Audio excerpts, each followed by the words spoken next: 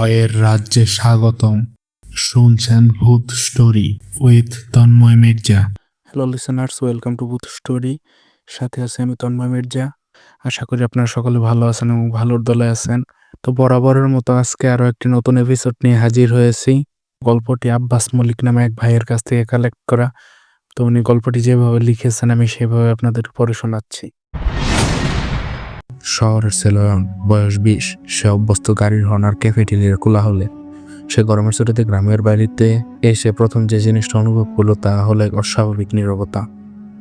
Train থেকে নেমে আরো প্রায় ঘন্টাখানেক বাসে চেপে তারপর শেষ বিকেলে যখন রিক্সায় চড়ে সে দাদু দিদার বাড়ির উঠানে পা রাখলো, তখন চারপাশটা যেন একটা শব্দহীন চাদর বিছানো ছিল। অয়নের দাদু নীলকান্ত রায়, গ্রামের অবস্থাপন্ন মানুষ।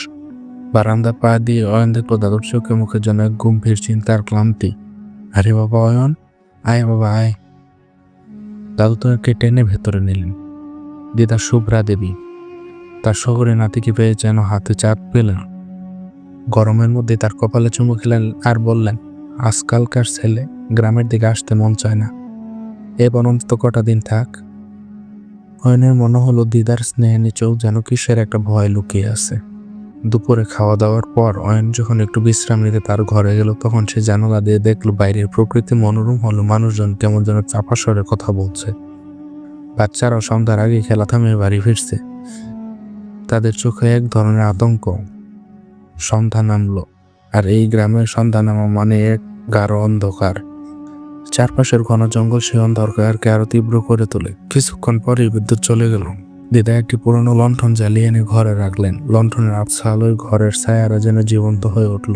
অয়ন বারান্দায় দাদু দিদার মাঝখানে বসে চা খাচ্ছিল। অয়ন জিজ্ঞেস করলো, দাদু সবাই এত তাড়াতাড়ি ঘরে ফেরে কেন? রাতে কি এখানে কোনো বিপদ হয়? প্রশ্নটা শুনে দাদু একবার দিদার দিকে তাকালেন। দিদা যেন ইশারায় দাদুকে চুপ থাকতে বললেন, কিন্তু অয়ন নাছোড়বান্দা। দাদু নিঃশ্বাস ফেলে বললেন, বিপদ নয় বাবা, এটা অন্য কিছু। অয়ন আরো উৎসুক হলে দিদা অবশেষে ফিস ফিস করে কথা বলা শুরু করলেন, যা এই গ্রামের হাজার বছরের লোককথা। এখানে এক অশরীরে আছে, তাকে লোকে নিশি বলে ডাকে। নিশি নিজে কখনো সামনে আসে না, সে শুধু মানুষের প্রিয়জনের গলা নকল করে নাম ধরে ডাকে। এই ডাকে একবার দুবার এমনকি 3বারও সাড়া দিতে নেই। কেউ যদি 3বারের মধ্যে উত্তর দেয় তবে নিশি তাকে বশ করে ফেলে।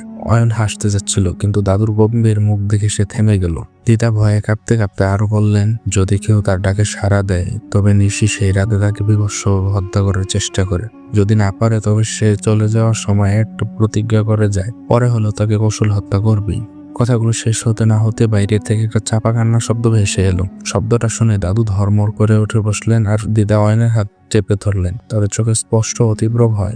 দাদু লণ্ঠনের আলোটা একবার নিভিয়ে দিলেন, তারপর খুব নরম কিন্তু কঠোর স্বরে বললেন, আর কোনো কথা নয়, এখন শুধু চুপ। মনে রেখে শোন, যদি রাত বিরেতে কেউ তোর নাম ধরে ডাকে খবরদার ভুলেও সাড়া দিস না। অয়ন দেখলো দাদুর হাত এখনো কাঁপছে। সে বুঝতে পারলো এই গ্রামে নিশের গল্পটা কেবলই গল্প নয়, এটা এখানকার বাস্তবতা, যার ছায়ায় প্রতিটি মানুষ ভয়ে ভয়ে বেঁচে থাকে। বাইরে থেকে ভেসে আসা সেই কান্নার শব্দ যেন তাকে প্রথমবার নিশির রাজ্যের এক শীতল স্পর্শ দিল। প্রথম রাতে সেই অস্বাভাবিক নীরবতা এবং দাদু দিদার চোখে দেখা ভয় অয়নকে ঘুমাতে দেয়নি। শহরে সে ভৌতিক সিনেমা দেখত, কিন্তু এই নীরব চাপা আতঙ্ক সম্পূর্ণ অন্যরকম। সকালে উঠে সে দেখলো দিদা পূজা করতেন। দাদু উঠোনে বসে একা বিড়বিড় করে কি যেন মন্ত্র পড়ছেন। অয়ন সকালে জানতে পারলো গত বছর গ্রামের একজন তরুণ চাষি রাতে মাঠে জল দিতে গিয়ে নিখোঁজ হয়ে গিয়েছিল। অয়ন জিজ্ঞেস করলো, তার কি হয়েছিল দাদু? দাদু নিচু স্বরে বললেন, কি আর হবে, সে অনিশের ডাকে সাড়া দিয়েছিল। 2 দিন পরে বাঁশবাগানে তার দেহ পাওয়া গেল। পুলিশ বলল বুনো শহরে ছিঁড়ে খেয়েছে, কিন্তু আমরা জানি তার সারা শরীরটা যেন কোনো ধারালো নখ দিয়ে আশ্রে ছিঁড়ে নেওয়া হয়েছিল। এ বিভৎস বিবরণ শুনে অয়নের গা শিউরে উঠল। সে বুঝলো নিশি কেবল ভয় দেখায় না, সে বিভৎসভাবে হত্যাও করে। গ্রামের মানুষ যে কেন এত ভয়ে থাকে তা অয়ন এবার স্পষ্ট বুঝতে পারলো। বিকেলবেলা অয়ন সিদ্ধান্ত নিল গ্রামের রহস্য নিজের চোখে দেখবে। দাদু তাকে বারণ করলো। অয়ন সাইকেল নিয়ে গ্রামের শেষ প্রান্তে পুরাতন ভাঙা মন্দিরের দিকে রওনা হলো।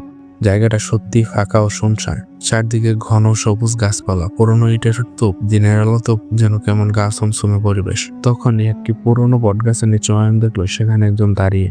সে ছিল এক অবিশ্বাস্য সুন্দরী মেয়ে, আর পরনে সাদা শাড়ি, কিন্তু তার রূপ যেন গ্রামের এই পরিবেশ মানান। তার দৃষ্টিতে এক গভীর বিষণ্ণতা থাকলেও ঠোঁটের কোণে একটি রহস্যময় হাসি খেলা করছিল। তার চুলগুলো যেন রাতের অন্ধকারের মতোই কালো। মুগ্ধ হয়ে অয়ন সাইকেল থামিয়ে তার দিকে এগিয়ে যেতে লাগলো। অয়নকে দেখে মেয়েটি মুচকি হাসলো এবং একটা অচেনা সুরেলা গান গাইতে শুরু করলো। সেই গানটি তার কানে এক অদ্ভুত আকর্ষণ তৈরি করলো। অয়নের মনে হলো সে যেন এই গান বহু বছর ধরে শোনার জন্য অপেক্ষা করছে। গান শেষে মেয়েটি অয়নের দিকে তাকিয়ে রহস্যময় ভঙ্গিতে মৃদু হেসে বলল, চলে যাচ্ছ?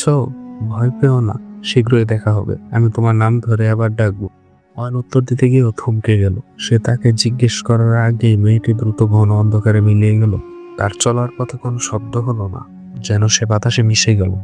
অয়ন চারপাশে তাকালো, কিন্তু সেখানে আর কেউ নেই। অয়ন ভাবলো হয়তো কোনো প্রাণের মেয়ে, কিন্তু তার শেষ কথা অয়নের মনে এক গভীর খটকা সৃষ্টি করল। সন্ধ্যার পর বাড়ি ফিরতে দিদা কাঁদতে কাঁদতে ঘরে ঢুকলেন। গ্রামের দুজন মানুষ তার পেছনে, তাদের মুখ একই আতঙ্ক। দিদা বললেন, সর্বনাশ হয়েছে, সেই নতুন বউটা তার দ্বিতীয় শিকার।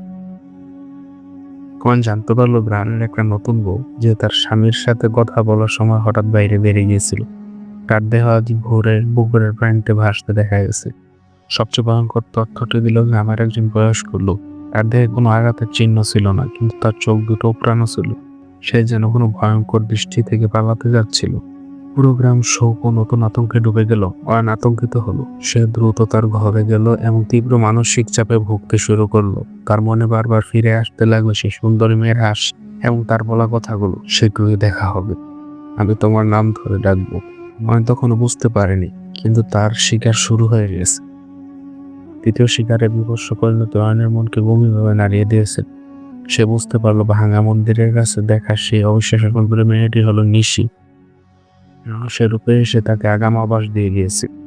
এই উপলব্ধি অয়নের শহরের যুক্তিবোধকে ভেঙে গড়িয়ে দিল। সে ঘরের ভেতরে থেকে সর্বক্ষণ বাইরে তাকিয়ে থাকে, মনে হয় কেউ যেন তাকে দেখছে। সারাদিন ধরে গ্রামের চাপা উত্তেজনা বিরাজ করে।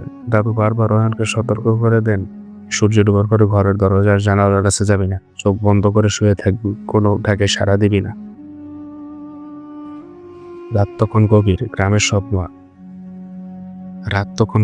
গ্রামের সব আলো নিভে গেছে, শুধু জোনাকি আর লণ্ঠনের আবছা আলো। অয়ন বিছানায় শুয়ে দিদার দেওয়া একটা মন্ত্র জপ করার চেষ্টা করছে। তার কানে শুধু পাচ্ছে সেই সরে লাগা আর নিশের রহস্যময় হাস। ঠিক মধ্যরাতে গারানির মতো ভেঙে ডাকটা এলো। অয়ন ধরফর করে উঠে বসলো। এবার ডাকটা তার দাদুর পরিচিত চিন্তিত গলার প্রথম ডাক। অয়ন, ও অয়ন, ওঠ বাবা, বাইরে এসে দেখতো উঠানে কেমন একটা আলো দেখা যাচ্ছে। অয়নের হৃদস্পন্দন দ্রুত হলো। সে জানে এটা নিশি। সে নিজেকে বোঝালো দাদু তো পাশের ঘরে ঘুমাচ্ছেন। সে দাঁতে দাঁত চেপে চুপ করে রইল। খানিক বাদে আবার ডাক শোনা গেল। এবার স্বরটা যেন আরো কাছে, আরো মানবিক। দ্বিতীয় ডাক, অয়ন, কি হলো তোর? তো তিতার শরীরটা হঠাৎ খারাপ লাগছে, কথা বলতে পারছে না, জল লাগবে, জলদি দরজা খোল বাবা। এই ডাকে অয়ন তীব্র মানসিক দ্বন্দ্বে পড়লো। সে উঠে দরজার দিকে যেতে উদ্যত হলো, কিন্তু তার সতর্কতার কথা তার মনে পড়ে গেল। নিশ্চয়ই পরিচিতির বলা হুব নকল করতে পারে। সে দরজার কাছে গিয়ে নিজেকে জোর করে থামিয়ে দিল। সে ফিস করে বলল, না, হে আমার দাদু নন। এরপর তৃতীয় ডাকটিও চলে এলো। তৃতীয় ডাকটি এলো আরো কিছুক্ষণ পরে। এবার ডাকটা শুধু মানবিক নয়, এটা ছিল অতি করুণ, তীব্র কষ্ট আর যন্ত্রণায় ভরা। তৃতীয় ডাক, অয়ন, আমাকে নিশিতে ধরেছে, তুই জলদি বাইরে আয়, আমার নিঃশ্বাস বন্ধ হয়ে আসছে, জলদি, না হলে মরে যাবো বাবা। এই ডাক শুনে অয়নের সমস্ত প্রতিরোধ ভেঙে গেল। এটা তার দাদুর দুর্বল, কষ্ট পাওয়া গলা। সে নিজের কানে শুনেছে, দাদু নিঃশ্বাস নিতে পারছে না। যদি সত্যি দাদু বাইরে বিপদে পড়েন, সে দ্বিধা বলল দরজা খোলার জন্য হাত বাড়ালো। দাদু, আমি আসছি, অয়নের মুখ থেকে প্রায় বেরিয়ে আসছিল। কিন্তু ঠিক সেই মুহূর্তে তার মনে পড়ল দিদার সেই শেষ সতর্কবাণী, 3 বারের মধ্যে যদি উত্তর দাও। অয়ন শেষবারের মতো নিজেকে নিয়ন্ত্রণ করলো। সে তার সমস্ত শক্তি এক করে ঠোঁট কামড়ে ধরলো তার গায়ে। তার চোখ দিয়ে জল গড়িয়ে পড়লো। সে দরজায় হাত রেখে হাঁপাতে থাকলো। ধীরে ধীরে সেই করুণ ডাক মিলিয়ে গেল। চারপাশে নেমে এলো এক গাঢ় জমাট নীরবতা। অয়ন হাঁটু মুড়ে মেঝেতে বসে পড়ল। সে বেঁচে গেছে, কিন্তু তার মনে এক তীব্র ভয় বাসা বাঁধল। সে যেন স্পষ্ট শুনতে পেল দূর থেকে একটি ঠান্ডা নারী কণ্ঠ ফিসফিস করে বলছেন, পালাতে পারলি? আজ রাত তোকে ছাড়লাম, কিন্তু মনে রাখিস, নিশির প্রতিজ্ঞা কখনো মিথ্যে হয় না। আবার দেখা হবে অয়ন, খুব শীঘ্রই। পরের দিন সকালে দাদু দিদা দুজনে সুস্থভাবে ঘুম থেকে উঠলেন। অয়ন নিশ্চিত হলো সে রাতে দাদুর গলার ডাকটি ছিল নিশির পাতা চরম জাল, এবং নিশি এখন তার জীবনের প্রতিজ্ঞাবদ্ধ শিকারী। মধ্যরাতে তৃতীয় ডাকের ফাঁদ থেকে কোনো মতে বেঁচে যাওয়ার পর অয়ন প্রচণ্ড দুর্বল এবং মানসিকভাবে বিধ্বস্ত হয়ে গেল। সে নিশ্চিত হলো যে গ্রামের সেই সুন্দরী মেয়েটি ছিল নিশি। যে তাকে আগাম আভাস দিয়ে গিয়েছিল।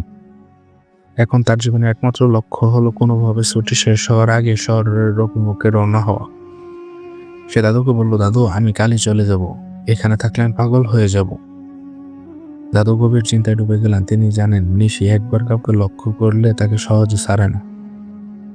নয়ন পালিয়ে যেতে পারলেও নিশির প্রতিজ্ঞা এখনো অপূর্ণ।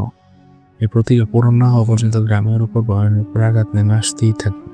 ঠিক সেই রাতে নিশি তার প্রতিজ্ঞা পূরণের জন্য আঘাত আনলো। তবে এবার অয়নের উপর না, আঘাত হানলো অয়নের সবচেয়ে কাছের মানুষের উপর। অয়নের গ্রামের বন্ধু সুবল ছিল খুব সহজ সরল ছেলে। অয়ন গ্রামে এলে সে তার সাথে সময় কাটাতো, তার সাথে খেলাধুলা করতো। সেদিন সন্ধ্যা থেকে সুবলকে খুঁজে পাওয়া যাচ্ছিল। গ্রামের লোকজনের অনুসন্ধানে সুবলের দেহে পাওয়া গেল এক গভীর জলাশয়ের কিনারা থেকে। অয়ন ছুটে গেল ঘটনাস্থলে। পুলিশ এটিকে সাধারণ ডুবে যাওয়া বা হৃদরোগ বলে রায় দিতে চাইছিল, কিন্তু গ্রামের মানুষ এবং অয়ন দেখল সুবলের শরীরে কোনো আঘাতের চিহ্ন নেই। এক ফোঁটা রক্তপাত হয়নি, এমনকি তার মুখে বা ফুসফুসে জলও নেই। সুবলের মুখে যে ব্যক্তি ফুটে উঠেছিল তা ছিল অবিশ্বাস আতঙ্কের। তার চোখ দুটো খোলা, বিস্ফোরিত, যেন জীবনের শেষ মুহূর্তে সে এমন কিছু দেখেছিল যা মানুষের পক্ষে দেখা সম্ভব না। দেখে মনে হচ্ছিল সে শুধু ভয়েই মারা গেছে, তার আত্মাও যেন দেহ থেকে পালানোর জন্য মরিয়া হয়ে উঠেছিল। সুবলের মৃত্যু গ্রামে এক নতুন আতঙ্ক নিয়ে এলো। গ্রামবাসীরা বুঝতে পারলো এটা নিশির কাজ। মানুষ স্তব্ধ হয়ে গেল। সে বুঝতে পারলো নিশি তাকে সরাসরি হত্যা করার বদলে তার সবচেয়ে কাছের বন্ধুকে হত্যা করে তাকে মানসিকভাবে আঘাত করেছে। এই মৃত্যু অয়নের মনে এই বার্তা পৌঁছে দিল যে সে পালাতে চাইলে নিশি তাকে সহজে ছাড়বে না। সুবলের শেষ কৃত্যের দিন অয়ন তার নিজেকে ধরে রাখতে পারল না। তার চোখের সামনে বারবার ভেসে উঠতে লাগলো ভাঙা মন্দিরের কাছে দেখা সেই মোহময়ী নিশির হাসি এবং তার কথাগুলো। আমি তোমার পিছু ছাড়বো না অয়ন। অয়ন এখন নিশ্চিত তার গ্রাম ছেড়ে চলে যাওয়াটা সময়ের অপেক্ষা নয়, এটা তার জীবন বাঁচানোর শেষ সুযোগ। সে দাদুকে জানালো, আর এক মুহূর্তও না, আমি আজই শহরের অভিমুখে রওনা হব। কিন্তু অয়ন জানে নিশির প্রতিজ্ঞা এখনো তাকে অনুসরণ করছে। সে হয়তো শারীরিক দিক থেকে গ্রাম ছেড়ে যাবে, কিন্তু নিশির ছায়া যে এখন তার আত্মার পিছন নিয়েছে। নিশির প্রতিশোধের ধরন থেকে সে বুঝলো তার এখানে থাকা মানে শুধু নিজের জীবন নয়, তার দাদু দিদার জীবনও বিপন্ন করা। দেরি না করে সে রাতের বেলাতে শহরের অভিমুখে রওনা হওয়ার সিদ্ধান্ত নিল। সকালে যা, রাত বেরাতে বেরোনো ঠিক নয়, দাদু শেষ বেরোর মতো বারণ করল। অয়ন শক্তভাবে উত্তর দিল, সকালে বের হলে নিশে আরো বেশি সময় পাবে, আমি এখনই যাব।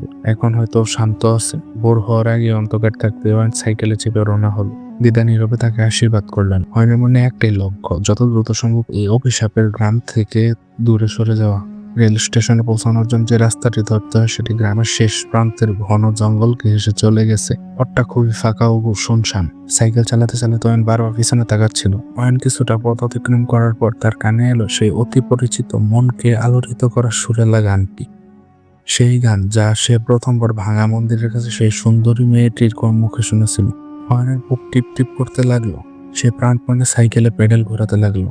গানটি এবার আরো কাছে, আরো স্পষ্ট হচ্ছে। তার মাথার ভেতর যেন কেউ বাজনা বাজাচ্ছে। হঠাৎ করে ঘন জঙ্গল থেকে বেরিয়ে এসে অয়নকে পথ আটকে দাঁড়ালো সেই সুন্দরী মেয়েটি। সাদা শাড়িতে গভীর রাতে সেই মহাময়ী রূপ যেন আরো শীতল, আরো ভয়াবহ দেখাচ্ছে। অয়নের সমস্ত শরীর অসাড় হয়ে গেল। সে সাইকেল থেকে ছিটকে পড়ল। নিশি তার দিকে শীতল দৃষ্টিতে তাকিয়ে করুণ মুখে বলল, চলে যাচ্ছ? আমি তোমার জন্য অপেক্ষা করছিলাম। আমাকে কথা দিয়েছিলে, আমাকে ডাকতে চেয়েছিলে, রাজ পালাচ্ছ? অয়ন হাবাতে হাবাতে বলল, তুমি তুমি আমার বন্ধুকে মেরেছ, তুমি একজন হত্যাকারী। নিশি ধীরে ধীরে হাসলো। সে হাসি বিভৎস না হলো তার শীতলতা অয়নের শির দ্বারা দিয়ে বয়ে গেল। সে বলল, হত্যা? আমি শুধু আমার প্রতিজ্ঞা পূরণ করেছি। তৃতীয় ডাকের সুযোগ তুমি আমাকে দাওনি অয়ন, কিন্তু এখন তো আর ডাকের কোনো নিয়ম নেই, এখন তো শুধু মৃত্যু। নিশি দ্রুত কিন্তু ধীরে ধীরে অয়নের দিকে এগিয়ে আসতে শুরু করলো। তার চোখের মনি থেকে যেন একটা অচেনা আলো বের হয়ে যাচ্ছে। অয়ন দেখলো তার চারপাশে ঘন জঙ্গলের ছায়াগুলো যেন বিকৃত হয়ে যাচ্ছে। অয়নের সামনে আর কোনো পথ খোলা নেই। সে জানে সুন্দরের হাতে ধরা পড়া মানে সবলের চেয়ে ভয়ঙ্কর পরিণতি। তার মনে পড়লো দাদুর কথা, গ্রামের মন্দিরের কাছে গেলে নাকি নিশির শক্তি কমে যায়। অয়ন তার সাইকেল সেখানে ফেলে রেখে পাগলের মতো উল্টো দিকে দৌড়াতে শুরু করলো। সে এখন স্টেশনের দিকে নয়, ফিরে চলছে গ্রামের মন্দিরের দিকে। নিশি তীব্র হেসে উঠল। সেই হাসি যেন জঙ্গলের প্রতিটি পাতা এবং গাছকে কাঁপিয়ে তুলল। পালাতে পারবে না অয়ন, কোথায় যাবে? আমার ছায়া তোমাকে ছাড়বে না। অয়ন পিছন ফিরে দেখলেন নিশি এবার মানুষের রূপ ছেড়ে এক ঝাপসা তীব্র বেগে তাকে অনুসরণ করছে। জীবন বাঁচানোর শেষ চেষ্টা অয়ন দৌড়াতে থাকলো। মন্দিরের দিকে যেতে যেতে তার মনে হলো যদি এবারও সে বেঁচে যায় তবে নিশির ছায়া তাকে আজীবন অনুসরণ করবে। অয়ন কোনো মতে গ্রামের সে পুরনো মন্দিরের সীমানায় প্রবেশ করে। সেখানে একটি মরচে ধরা ত্রিশূল পোতা আছে। সেখানে পৌঁছানো মাত্রই অয়নের শরীর যেন আর সায় দিল না। তীব্র আতঙ্ক ও ক্লান্তিতে সে ত্রিশূলের পাশে লুটিয়ে পড়ল এবং জ্ঞান হারালো। ভোর হতে দাদু আর গ্রামের কয়েকজন লোক মিলে অয়নকে মন্দিরের ত্রিশূলের পাশ থেকে উদ্ধার করলো। অয়ন তখন পুরোপুরি জ্ঞান ফিরে পায়নি, কিন্তু তার শরীর ঠান্ডা বরফের মতো এবং তার মুখমণ্ডল বিকৃত আতঙ্কে ভরা।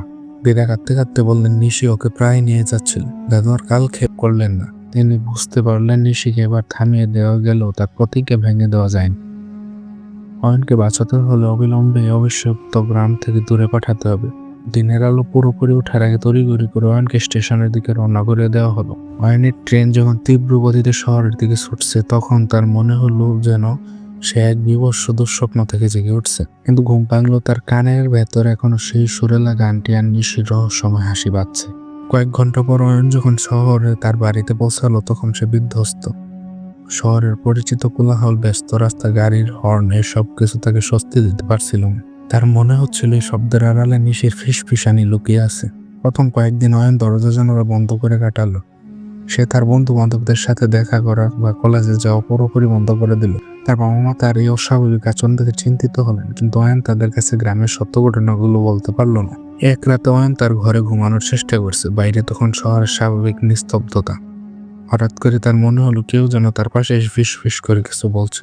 অয়ন ধরফর করে উঠে বসলো। একই কণ্ঠস্বর। এটা সেই কণ্ঠস্বর নয় জানি সে দাদুর গলা নকল করে ডেকেছিল, কিন্তু এটি সেই ঠান্ডা শীতল নারী কণ্ঠ যা মন্দির থেকে পালানোর সময় নিশি তাকে বলেছিল, আমি তোমার পিছু ছাড়বো না। অয়ন দ্রুত আলোর সুইচ টিপে দিল। ঘরে কেউ নেই, কিন্তু আতঙ্ক তাকে ছাড়লো না। সে তার ফোনটা হাতে নিল। সোশ্যাল মিডিয়া, খবর সবকিছু ঘাঁটতে ঘাঁটতে সে জানতে পারলো তার গ্রামে আরো একটি ঘটনা ঘটেছে। গ্রামের এক নিরাপত্তা প্রহরী যে রাতে পাহারা দিত সে নিখোঁজ। পরের দিন তার দেহ পাওয়া যায়। তার শরীরে কোনো আঘাতের চিহ্ন নেই, কিন্তু তার মৃত্যু হয়েছে তীব্র আতঙ্কে। অয়ন বুঝে গেল নিশির প্রতিজ্ঞা শুধু তাকে হত্যার নয়, তার অস্তিত্বকে মানসিকভাবে শেষ করে দেওয়ার। সে গ্রাম ছেড়ে এসেছে, কিন্তু নিশির ছায়া তাকে অনুসরণ করে শহরেও পৌঁছে গেছে। এখন সে জানে না কখন, কিভাবে বা কার গলা নকল করে নিশি আবার তাকে ডাকে আর তার শেষ ডাকটি দেয়। অয়ন আতঙ্কিত চোখে তার ফোনটার দিকে তাকিয়ে রইল। সে তার দাদু দিদাকে ফোন করে সতর্ক করবে নাকি চুপ থাকবে? এমন সময় রাত 3টে নাগাদ অয়নের ফোনটা বেজে উঠল। স্ক্রিনে ভেসে উঠল একটি অজানা নম্বর। ভয়ে অয়নের হাত কাঁপতে লাগলো। সে জানে এ সময় কোনো স্বাভাবিক মানুষ ফোন করবে না। নিশির সেই শেষ কথাগুলো তার কানে প্রতিধ্বনিত হতে লাগলো। ফোনটা বেজে চলছে। রাত তখন 3টে। শহরের ফ্ল্যাটে নিস্তব্ধতা। অয়নের ফোনটা বেজেই চলছে। স্ক্রিনে ভেসে থাকা অজানা নম্বরটি তার বুকের ভেতরে ভয়কে যেন আরো কয়েক গুণ বাড়িয়ে দিল। সে জানে এই ফোন কোনো সাধারণ মানুষের হতে পারে না। এটি হয়তো নিশিরই চূড়ান্ত চাপ। নিশির শেষ কথাগুলো তার কানে প্রতিধ্বনিত হচ্ছে, আমি তোমাকে ছাড়বো না, আমি তোমাকে ছাড়বো না অয়ন, শীঘ্রই দেখা হবে। অয়ন হাঁপাতে হাঁপাতে হাত বাড়ালো। ফোনটা ধরতে তার সাহস হচ্ছিল না। তবে না ধরলেও যেন একটা ফাঁদ। যদি নিশি এই কলের মাধ্যমে কিছু করতে পারে, না ধরলে সে সারা জীবন অনুশোচনা করবে যদি সত্যি কোনো শত্রু থাকে। অনেক দ্বিধাদ্বন্দ্বের পর কাঁপতে কাঁপতে অয়ন কলটি রিসিভ করল। হ্যাঁ, হ্যালো। অয়নের গলা দিতে এমন স্বর বেরোলো না। ওপাশ থেকে কোনো শব্দ নেই, শুধু একটি গভীর নীরবতা। অয়নের মনে হলো ফোনের মাধ্যমে নিশির ঠান্ডা নিঃশ্বাস যেন তার কানের কাছে এসে পড়ছে। তারপর নীরবতা ভেঙে ভেসে এলো একটি কণ্ঠস্বর। এটি কোনো বিকৃত কণ্ঠ নয়, এটি ছিল সেই সুন্দরী মেয়েটির রহস্যময়ী গলা, যা সে মন্দিরের কাছে শুনেছিল। কণ্ঠস্বরটি শান্ত, শীতল, কিন্তু প্রতিটি শব্দে এক বিভৎস প্রতিজ্ঞা লুকিয়ে আছে। ভয় পাচ্ছ অয়ন? কেন পালালে? তুমি তো জানো নিশির প্রতিজ্ঞা কখনো মিথ্যে হয় না। তোমার গ্রামের বন্ধুটিকে আমি উপহার দিয়েছি, এবার তোমার পালা। অয়নের শরীর জমে গেল। সে তার মুখ দিয়ে কোনো শব্দ বের করতে পারল না। নিশি শান্তভাবে বলে চলল, আমি তোমাকে 3বার ডাকার সুযোগ দেব না। আমার তৃতীয় ডাক তুমি তোমার পরিচিত মানুষের গলায় শুনতে পাবে, আর তুমি সাড়া দেবেই, কারণ এখন থেকে তোমার চারপাশের মানুষগুলো আর নিরাপদ নয়।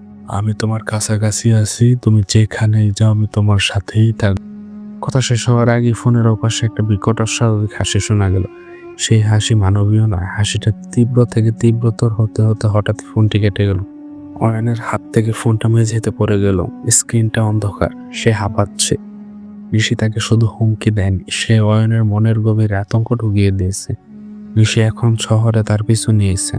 অয়ন বিছানা থেকে নেমে ঘরের প্রতিটি কোণ, প্রতিটি জানালার দিকে তাকিয়ে দেখল। সে নিশ্চিত যে এই মুহূর্তে সে তার ঘরে একা নেই। ফোনটা হাতে তুলে দেখে ডায়াল লিস্টে সে অজানা নাম্বারটিও নেই, যেন এই কলটি কখনোই আসেনি। শুধু মেঝেতে পড়ে থাকা ফোনের ফাটা স্ক্রিনটি প্রমাণ করছে সবটাই বাস্তব। পরের দিন সকালে অয়ন তার মা বাবার কাছে গিয়ে গ্রামের সব কথা বলার সিদ্ধান্ত নিল, কিন্তু সাহস পেল না। তারা তাকে পাগল ভাববে। সে স্থির করলো নিজেকে এই অভিশাপ থেকে মুক্তি পেতে হবে। কিন্তু নিশির শেষ কথাগুলো তার কানের কাছে বারবার প্রতিধ্বনিত হচ্ছে। তোমার চারপাশের মানুষগুলো আর নিরাপদ নয়। অজানা নাম্বারের সেই ফোন কলটি অয়নকে পুরোপুরি একা করে দিল। সে তার মা বাবার কাছে কিছু বলতে পারলো না, কারণ সে জানে নিশির আসল উদ্দেশ্য হলো তাকে মানসিকভাবে নিঃশেষ করে দেওয়া। সে যদি তার মা বাবাকে সতর্ক করে, তবে নিশ্চিত তাদের কণ্ঠস্বর নকল করে তাকে সহজে ফাঁদে ফেলবে। অয়ন সারাদিন ঘরের ভেতর থাকে, ফোন এড়িয়ে চলে, তার মা বাবাকে যতটা সম্ভব এড়িয়ে চলার চেষ্টা করে। সে জানে না নিশি কখন তার শেষ চাল চালবে, কিন্তু নিশির কৌশল আরো সূক্ষ্ম। একদিন সকালে অয়নের বাবা যখন অফিস থেকে ফিরলেন, তখন তিনি ভীষণ চিন্তিত। তিনি অয়নকে ডেকে বললেন, জানো অয়ন, অফিসে আজ যা হলো তা অবিশ্বাস্য। অয়নের বাবা একটি বড় কোম্পানিতে কাজ করেন। তিনি জানালেন তার অফিসের একজন সহকর্মী, যিনি খুবই যুক্তিবাদী এবং হাসিখুশি মানুষ ছিলেন, গতকাল রাতে হঠাৎ করে নিখোঁজ হয়ে গেছেন। আজ সকালে তার ফ্ল্যাটের ছাদে তাকে পাওয়া গেছে। অয়নের বাবা বললেন, পুলিশ বলছে আত্মহত্যা, কিন্তু পুরো ব্যাপারটা রহস্যজনক। তার চোখে মুখে ছিল তীব্র আতঙ্ক, যেন তিনি কিছু দেখে ভয়ে ছাদ থেকে লাফ দিয়েছেন। অয়ন স্থির হয়ে গেল। এটি নিশির কাজ। শহরেও সে তার স্বীকার করা শুরু করেছে। নিশি শুধু গ্রামের মানুষকে নয়, অয়নের পরিচিত সব মানুষকে একে একে হত্যা করে তাকে একে একই করে দিয়েছেন। নিশি শুধু গ্রামের মানুষকে নয়, অয়নের পরিচিত সব মানুষকে একে একে হত্যা করে তাকে একাকী করে দিতে চাইছে। সেই দিন দুপুরে অয়ন তার ঘরে বসে আছে। বাইরে তখন স্বাভাবিক ব্যস্ততা। হঠাৎ সে শুনতে পেল তার মায়ের গলা থেকে রান্নাঘর থেকে তাকে ডাকছে। ডাকটা খুবই নরম কিন্তু জরুরি। অয়ন, বাবা, রান্না করে আয় তো, আমার পায়ে কি যেন কামড়ে দিল, খুব জ্বলছে, তুই জলদি আয়। অয়নের বুক কেঁপে উঠল। সে জানে তার মা তার পায়ে আঘাত পেলে এভাবে চেঁচাতেন না, কিন্তু কণ্ঠস্বরটি তার মায়েরই। সে দু পায়ে গিয়ে থেমে গেল। তৃতীয় ডাকের কথা তার মনে পড়ল। সে মনে মনে বলল, এটা নিশি। কিন্তু তখনই তার মা চিৎকার করে উঠলেন, আরে কে আছিস, কি হলো? অয়নের হৃৎপিণ্ড যেন থেমে গেল। সে দ্রুত রান্না করে ছুটে গেল। দেখলো তার মা একটি চেয়ারের উপর দাঁড়িয়ে আছেন, আর মেঝেতে একটি ছোট বিষাক্ত পোকা ঘুরে বেড়াচ্ছে। নিশি তাকে বিভ্রান্ত করতে চাইছে। সে জানে অয়ন তার মা বাবাকে রক্ষা করার জন্য যে কোনো ঝুঁকি নেবে। অয়ন দ্রুত মাকে শান্ত করলো, কিন্তু সে বুঝতে পারলো নিশি এখন তার ঠিকানাও জেনে গেছে এবং তার প্রিয়জনদের উপর সরাসরি আক্রমণ শুরু করেছে। অয়নের মনে হলো তার হাতে বেশি সময় নেই। যদি সে দ্রুত কিছু না করে, তবে নিশি তার তৃতীয় ডাকটিও দেবে আর তার মা বাবার কণ্ঠেই দেবে। এবার সে নিশ্চিতভাবে সাড়া দেবে। অয়ন স্থির করলো এবার পালাতে নয়, সে নিশির মোকাবেলা করবে। কিন্তু কিভাবে? তাকে ফিরতেই হবে সেই গ্রামে যেখানে এই অভিশাপের শুরু। তার দাদু দিদার কাছেই হয়তো এই অভিশাপের মুক্তি বা মোকাবেলার কোনো সূত্র লুকিয়ে আছে। পরের দিন ভোরে অয়ন কাউকে কিছু না জানিয়ে আবার গ্রামের ট্রেন ধরলো। ট্রেনে বসে তার মনে পড়লো নিশি সে সুন্দরী রূপে তাকে প্রথম দেখেছিল ভাঙা মন্দিরের কাছে। মন্দিরের পাশেই ছিল সেই মরচে পড়া ত্রিশূল, যার কাছে সে শেষবার অজ্ঞান হয়েছিল। নিশ্চয়ই এই ত্রিশূল বা মন্দিরের সঙ্গে নিশির কোনো যোগ আছে। গ্রামে পৌঁছে অয়ন সরাসরি দাদুর কাছে গেল। দাদু তাকে ভয়ও পেল। দাদু তাকে দেখে ভয় পেল। অয়নের দৃঢ়তা দেখে কিছু বললেন না। দাদু, আমার ভুল হয়েছে, পালিয়ে গিয়ে নিশিকে এড়ানো যায় না, আমি ওর সঙ্গে মোকাবেলা করব, কিন্তু তার আগে আমাকে জানতে হবে নিশিকে কিভাবে আটকানো যায়। ত্রিশূলটা কেন মন্দিরের কাছে পোতা? দাদু বললেন, তার নাতি এখন ভীতু শহরের ছেলে নয়, সে এক প্রতিজ্ঞাবদ্ধ যোদ্ধা। তিনি অবশেষে সব লুকানো সত্য জানাতে শুরু করলেন। নিশি বা এই ধরনের অপশক্তিগুলো হলো প্রেত। এদের মুক্তি না হলে এরা জগতে অশান্তি করে। এই মন্দিরের ত্রিশূলটা অনেক পুরনো। কথিত আছে প্রায় 100 বছর আগে গ্রামের এক সাধক এই ত্রিশূল দিয়ে এক শাকচুন্নীকে এখানে বেঁধে রেখেছিল।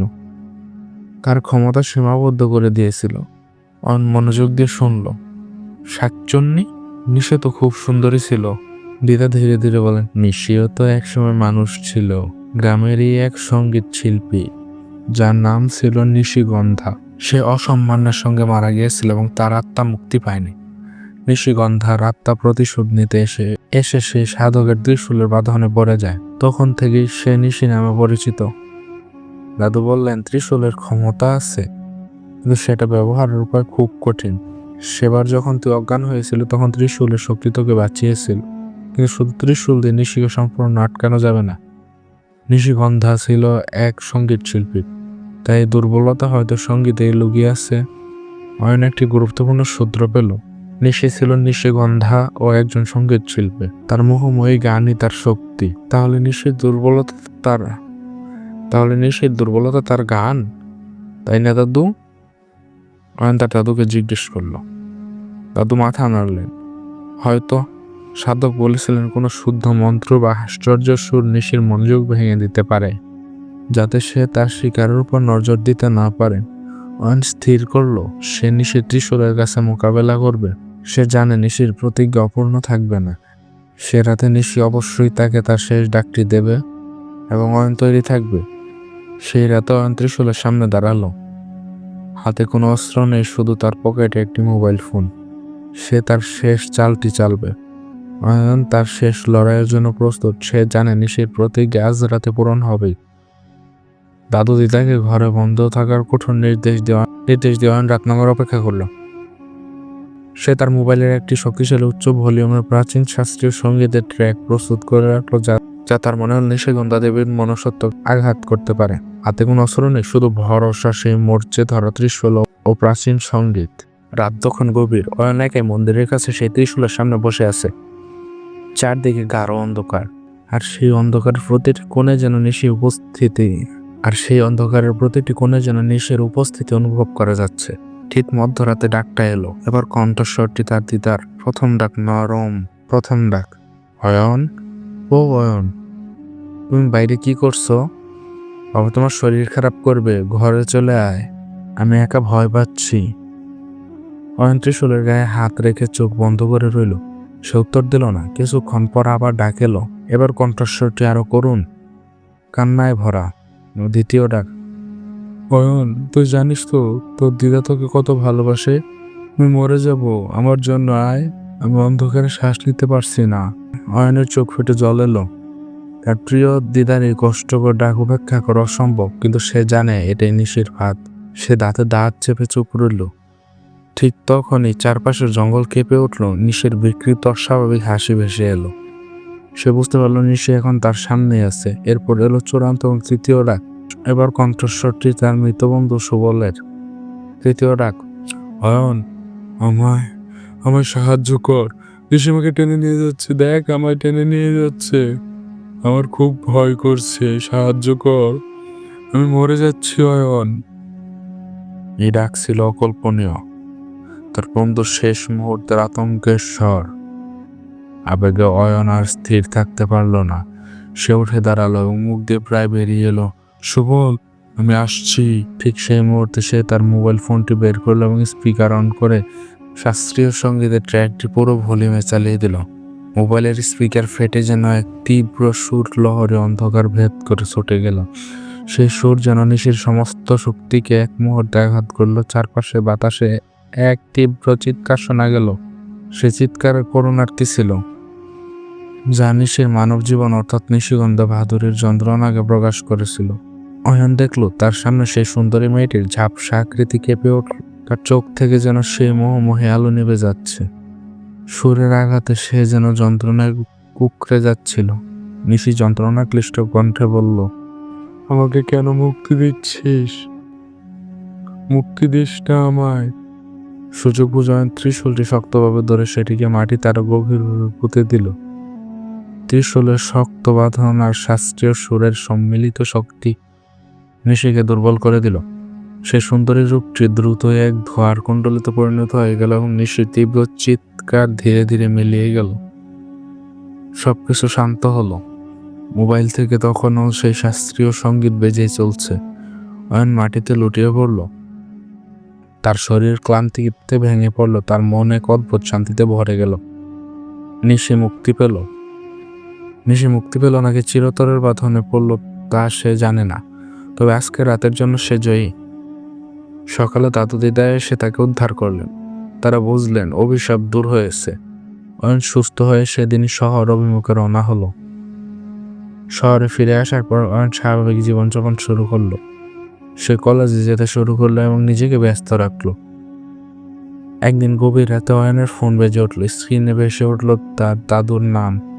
অয়ন নিশ্চিত যে দাদু তার কাছে নেই, তবুও সতর্কতার সঙ্গে সে ফোন ধরলো। ওপাশ থেকে দাদু শান্ত গলা ভেসে এলো, অয়ন তুই কিন্তু জীবনে বেঁচে ফিরলি, কিন্তু মনে রাখিস নিশির ছায়া কখনো মরে না। অয়ন বুঝলো নিশিগন্ধা বা নিশি হয়তো মুক্তি পেয়েছে, কিন্তু এই জগৎ থেকে ভয়ের সম্পূর্ণ অবসান হয়নি। নিশির গল্প শেষ, কিন্তু অন্য কোনো ডাক হয়তো অন্য কোনো রাতে তাকে আবার ডাকবে। তবে অয়ন এখন প্রস্তুত। সে আর ভয় পায় না, কারণ সে জানে ভয়ের মুখোমুখি হওয়া যায়। তোমাদের গল্পটি ছিল এই পর্যন্তই। আশা করি আপনাদের ভালো লেগেছে। তো গল্পটি দারুণ ছিল। আমি যখন গল্পটি পড়ছিলাম মনে হচ্ছিল আমি যেন গল্পের ভেতরে ঢুকে গেছি। আব্বাস মল্লিক ভাইয়াকে ধন্যবাদ এরকম সুন্দর একটি গল্প উপহার দেওয়ার জন্য। আশা করব ভাই নেক্সট টাইম এরকম ভালো সুন্দর সুন্দর গল্প আরো উপহার দেবে। তো আজকে ছিল এই পর্যন্তই। সকলে ভালো থাকবেন এবং ভালো রাখবেন আপনাদের চারপাশ। পরবর্তী এপিসোডের জন্য অপেক্ষায় থাকুন। তো ধন্যবাদ। আল্লাহ হাফেজ।